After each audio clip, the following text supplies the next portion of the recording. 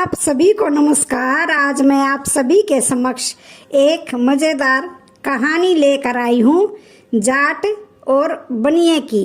कि जाट बनिए का गुरु कैसे कहलाया और जाट ने बनिए को कैसे सबक सिखाया। तो श्रवण करते हैं। बहुत समय पहले की बात है।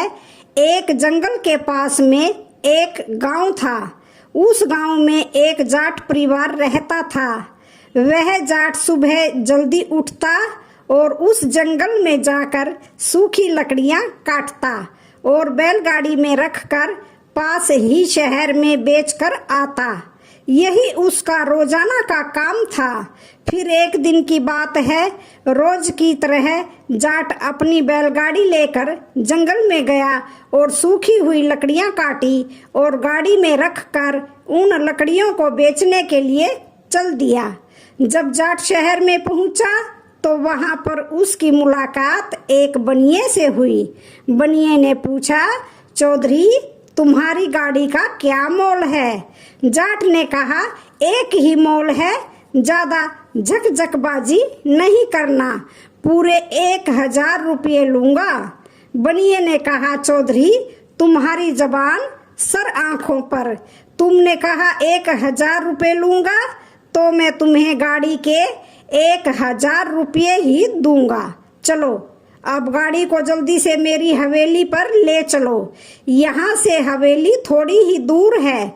जाट बनिए के साथ उसकी हवेली पर गया और वहां जाकर अपनी गाड़ी को खाली कर दिया। फिर बनिए ने उसे राजी खुशी 1000 रुपये पकड़ा दिए। लेकिन जाट जब बैलों को जोत कर गाड़ी वापस ले जाने लगा तो बनिए ने उसे धमका कर कहा, खबरदार चौधरी, जो गाड़ी और बैलों को हाथ भी लगाया। मैंने गाड़ी और बैलों का मुंह मांगा मोल तुम्हें चुकाया है और अब यह गाड़ी और बैल मेरे हैं। यह बता, मैंने लकड़ियों का मोल भाव कब किया था? मैंने तो यह कहा था कि चौधरी गाड़ी का क्या मोल है, तो तुमने मुझसे बिना झकझक किए 1000 रुपये मांगे थे, तो मैंने भी तुम्हें राजी खुशी बिना झकझक किए 1000 रुपये पकड़ा दिए। गाड़ी खरीदते समय बैल भी तो जुते हुए थे, बाल सफेद हो गए हैं, पर छोटी सी बात तुम्हारी समझ में नहीं आई। इतना कहकर बनिया चुप हुआ। जाट हक्का बक्का होता हुआ और अटकता हुआ कहने लगा, बैल तो जूते हुए थे सेठ जी, परंतु मैंने तो लकड़ियों का मोल किया था। बैल और गाड़ी कहीं 1000 रुपये में मिलते हैं क्या? बनिए ने झल्ला कर कहा, परंतु मैंने तो पूरी गाड़ी का मोल पूछा था और मैंने तुम्हें गाड़ी के ही दाम दिए हैं। गाड़ी 1000 रुपये में आती है या नहीं, यह तो तुम ही जानो। अब भले आदमी तू यह बता, मर्द की जुबान एक होती है या दो? चुपचाप यहाँ से चलता बन, वरना यहाँ से धक्के खाकर जाएगा। मेरी हवेली में किसी तरह का झगड़ा झमला किया तो ठीक नहीं होगा। बेचारे जाट को बनिए ने बातों के जाल में फंसा लिया था। गाड़ी और बैलों को यूं ही छोड़ते हुए जाट के कलेजे में आग लग रही थी, मगर उसका कुछ जोर नहीं चला। जाट ने वहां पर खूब हाथ जोड़े, पैरों में गिरा, पैरों में पगड़ी रखी, मगर बनिया टस से मस नहीं हुआ। फिर जाट हाथ जोड़कर कहने लगा, मेरे समझने में भूल हो गई होगी सेठ जी, मैंने तो लकड़ियों का मोल किया था।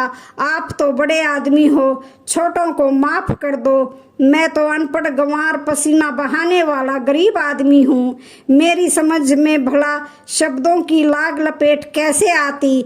मगर बनिया अपनी जुबान पर अड़ा रहा और जाट को भी भाषण देने लगा कि चौधरी, दुनिया में जुबान का ही तो जोर है, जुबान से ही बरकत होती है। जुबान से जो पलट जाए वह आदमी ही क्या, यह तो गाड़ी और बैल है। जुबान के भरोसे तो लाखों का लेन देन होता है। यदि तेरे जैसे पल पल में अपनी जुबान पलटने लगे तो दुनिया का क्या होगा? जाट की जब तक एक न चलती दिखी तो बड़ी मुश्किल से हवेली के बाहर आसका और चुपचाप गीली आंखों से और लड़खड़ाते पैरों से अपने घर पर आया तो उसके बेटों ने पूछा, बाबा गाड़ी और बैल कहाँ है? क्या रास्ते में ही गाड़ी खराब हो गई है? जाट की बनिए के सामने तो एक न चली, मगर अपने लड़कों पर गुस्सा बरसाते हुए बोला, गाड़ी और बैल तो ठिकाने लग गए हैं, तुमसे कुछ बनता हो तो तुम करो, मुझे तो उस बदमाश बनिए ने बोलने भी नहीं दिया। शहर से घर तक पैर रगड़ते रगड़ते आया हूँ। बनिए ने जो मेरे साथ किया है उसी के कारण मेरा कलेजा धू धू करके अंदर ही अंदर जल रहा है। फिर जाट ने अपनी एक एक बात अपने बेटों को बताई और कहा, मैंने तो बनिए से बहुत मिन्नतें की, हाथ पैर जोड़े, उसके पैरों में अपनी पगड़ी तक भी रख दी मैंने, तो भी उसने बार बार एक ही बात कही कि आदमी की जुबान एक होती है, अगर आदमी यूं जुबान बदलने लगे तो दुनिया का सारा धंधा ही चौपट हो जाए। मुझे तो उस चालाक ने बोलने तक नहीं दिया। जाट के बेटों ने सारी बातें सुनी तो उनके तन मन में आग लग गई। जाट के बड़े बेटे ने कहा, चलो बाबा, मुझे उस बनिए की हवेली पर ले चलो, या तो उसे मारूंगा या खुद मर जाऊंगा। मजाक थोड़ी है जो रास्ते चलते बैलगाड़ी हथिया ली। सबसे छोटा बेटा कुछ और ही सोच रहा था। उसने कहा, तुम कहीं नहीं जाओगे, मैं अकेला ही उससे निपट लूंगा, तुम चिंता मत करो। कल मुझे एक बैलगाड़ी में लकड़ियां ले जाने दो, बनिए की जुबान से ही उसे बांध कर नहीं लाया तो तुम कहना बनिए का ही कांटा और बनिए का ही बाट, इस भाव में उसकी कड़की उतारूंगा। उसकी यह मजाल कि उसने हमारे बाबा को धक्के मारने की बात कही। जाट का छोटा बेटा बड़ा होशियार था और यह बात सारे घर वाले अच्छी तरह से जानते थे कि यह अपनी कही हुई बात को पूरी करेगा। दूसरे दिन वह लड़का दूसरी बैलगाड़ी जोत कर और उसमें लकड़ियां भरकर शहर के उसी चौक पर जाकर खड़ा हो गया जहां पर पिछले दिन उसका बाबा लकड़ियों सहित गाड़ी लेकर खड़ा हुआ था। जाट ने अपने बेटे को बनिए के बारे में सारे निशान पते बता दिए थे। उधर बनिए को भी कल का सौदा खूब फला फूला था, इसलिए उस लालच में वह आज भी उसी जगह पर जा पहुंचा। लकड़ियों की भरी बैलगाड़ी दिखाई दी तो वह बनिया मन में फूला नहीं समाया। जाट के लड़के के पास आया और पूछा, भाई तू किस जात का है? बनिए का हुलिया देखते ही जाट का लड़का तुरंत पहचान गया कि यह वही तिकड़मबाज सेठ है। फिर वह कहने लगा, सेठ मैं तो जाट हूँ। फिर बनिए ने आदत से पूछा कि क्या यह तेरी गाड़ी बिकाऊ है?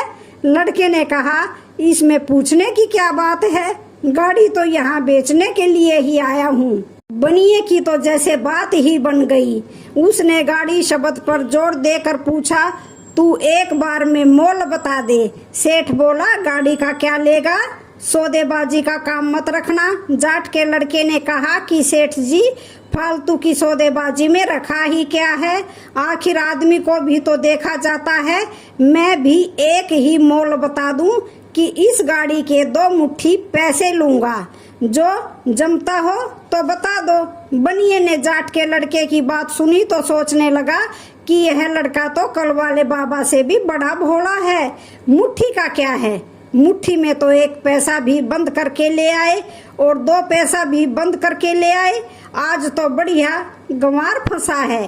फिर भी बनिए ने ऊपर के मन से कहा कि देख भाई, गाड़ी के दाम तो तूने बहुत मांग लिए, पर सवेरे सवेरे भगवान की बेला में कौन झगड़ा करे, मुझे सब मंजूर हैं। अब चलो, मेरी हवेली इस गाड़ी के 2 मुट्ठी पैसे तेरे हुए। जाट के लड़के ने मन ही मन खुश होते हुए सोचा कि बनिया आज तो खूब फंसा है। जीवन में लकड़ियां खरीदना न भुला दूं तो मैंने भी माँ का दूध नहीं पिया। बनिया और जाट का लड़का हवेली पर पहुंचे तो बनिया कहने लगा, बोहनी का समय है, पहले तेरे दाम पल्ले बांध ले, फिर गाड़ी खोलना। यह कहते कहते बनिया हवेली के अंदर घुसा और 2 मुट्ठियों में 1-1 पैसा बंद करके ले आया। फिर जाट के लड़के के सामने आकर कहने लगा, ले पहले ये दाम ले ले, खटर पटर बाद में करना। बनिया पैसा देने के लिए मुट्ठी खोलने ही वाला था कि जाट के लड़के ने लपक कर उसके हाथ पकड़ लिए और कमर में घुसी हुई धारदार कुल्हाड़ी निकाली और बोला, सेठ जी पैसे मुट्ठी से नीचे मत गिराना, यह मुट्ठी में ही रहेंगे। आज ही कब्जे में आए हो। लकड़ियों के नाम पर बैल और गाड़ी भी अगर साथ बिकते हैं तो पैसों के साथ तुम्हारी मुठियां भी कटेंगी। इतना कहकर जाट के लड़के ने बनिया की कलाई पर कुल्हाड़ी को टिका दिया। बनिया तो सूखे हुए पत्ते की तरह थर थर कांपने लगा और चिल्लाने भी लगा और रोते रोते कहने लगा, छोड़ दे चौधरी, मैं तेरी गाय हूँ। कल वाली बैलगाड़ी भी अपने साथ ले जाना, मुझे क्या काम है। बैलगाड़ी से मैंने तो छोटा सा मजाक किया था। जाट के लड़के ने भी बनिए की कलाई मजबूती से पकड़ी हुई थी। उसे मरोड़ता हुआ कहने लगा, कल मेरे बाबा ने हाथ जोड़े, पैरों में पगड़ी तक रख दी, लेकिन तुम्हारा दिल नहीं पसीजा। अब तुम मर्द होकर भी जुबान कैसे बदलते हो। मर्द की तो एक ही जुबान होती है और जुबान से तो लाखों का धंधा होता है। तुमने 2 मुट्ठी पैसे की जुबान की थी या नहीं, बोलो। अब सेठ ने फिर हाँ करने में ही अपनी भलाई समझी। फिर कहने लगा, जुबान तो की थी, मगर पैसों के साथ कलाई काटने का मुझे ध्यान नहीं था। अब तो तू जो कहेगा वही मैं करने को तैयार हूँ, बस मेरी कलाई छोड़ दे। जाट का बेटा बनिए की नकल करता हुआ कहने लगा, तुम्हें क्या ध्यान रहेगा। एक कमजोर आदमी की बैलगाड़ी छीनते समय तो तुम्हें पूरा ध्यान था। अगर आज तुम्हें छठी का दूध याद नहीं दिलाया तो मेरी जात पर जूती। इतना कहकर जाट के लड़के ने फिर बनिए की कलाई पर कुल्हाड़ी की थोड़ी सी रगड़ मारी। सेठ तो बलि के बकरे की तरह कांपने लगा और कहने लगा, गाड़ी के ऊपर और 2000 रुपए देता हूँ, बस मेरी कलाई छोड़ दे। बनिए की ऐसी हालत देखकर जाट का लड़का अंदर ही अंदर बड़ा खुश हुआ। फिर जाट का लड़का मस्करी करता हुआ कहने लगा, किस ताकत के जोर पर बेचारे भोले भाले गांव वालों से दगा करते हो। चलो अब मेरे पैरों में पगड़ी रखकर 7 बार नाक रगड़ो। बनिए ने सोचा, अगर हाथ सलामत बच जाएं तो पैरों में पगड़ी रखने से क्या बिगड़ेगा। बनिए ने झट पगड़ी जाट के लड़के के पैरों में रख दी और नाक रगड़ने लगा। फिर जाट का लड़का कहने लगा, अब चुपचाप 2000 रुपए ला कर दो और कल वाली बैलगाड़ी भी मेरे हवाले कर दो, और अगर थोड़ी सी भी चालाकी की तो भीख मांगने के लायक भी नहीं छोड़ूंगा। बनिए के तो मुंह में जैसे गुड़ की डली रख दी और वह कुछ नहीं बोला। चुपचाप बैलगाड़ी और 2000 रुपए गिनकर खुद ही जाट के लड़के की जेब में डाल दिया। जाट का लड़का तो हंसता हुआ अपने गांव की तरफ निकल गया, मगर बनिए की समझ में आ गया कि उसका भी कोई गुरु हो सकता है। तो आज की कहानी का यहीं पर समापन होता है। वीडियो अच्छी लगे तो चैनल को लाइक शेयर सब्सक्राइब जरूर करें। धन्यवाद।